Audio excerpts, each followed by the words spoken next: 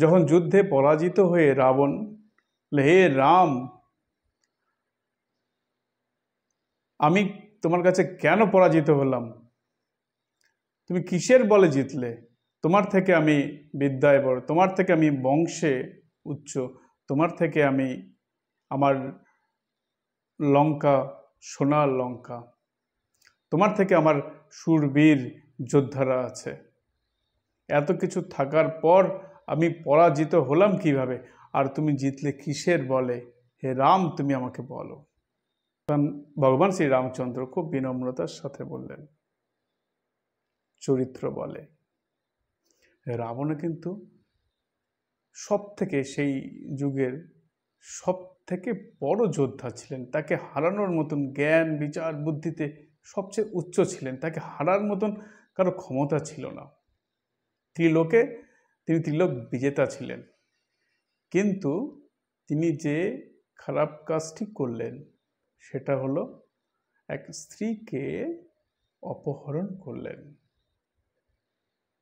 এই যে যখন আমরা যতই বড় হই, যে মানুষ যতই বড় হয়ে যাক, যখন সে অসৎ কাজ করবে, তার যতই সিদ্ধি বিদ্যা শক্তি পরাক্রম থাক, সেগুলো ধীরে ধীরে ধীরে ধীরে নষ্ট হবে, পতনের দিকে যাবে। রাবণকে হারানোর মতন সেই সময় কোনো শক্তিশালী যোদ্ধা ছিল না।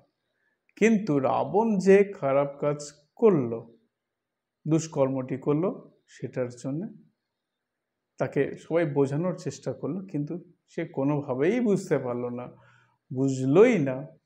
সে তার অহংকারকে খর্ব না করে সে যেটা করেছে ভালোই করেছে। এই যে অহংকার আমাদের পতনের কারণ হয়, যে অহংকারের জন্যে রাবণ ধ্বংস হয়ে গেল।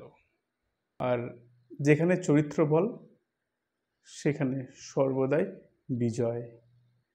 আর মনুষ্য জীবনের সবচেয়ে বড় বলই হচ্ছে চরিত্র বল।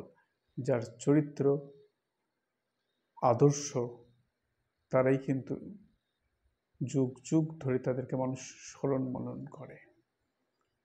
যদি জীবনে উচ্চ স্থান উচ্চ মর্যাদায় ভূষিত হতে হয়, তাহলে চরিত্র বলকে ঠিক রেখে যদি যে মানুষ এগিয়ে যাবে, ভগবানও তার রাস্তা ছেড়ে দেয়।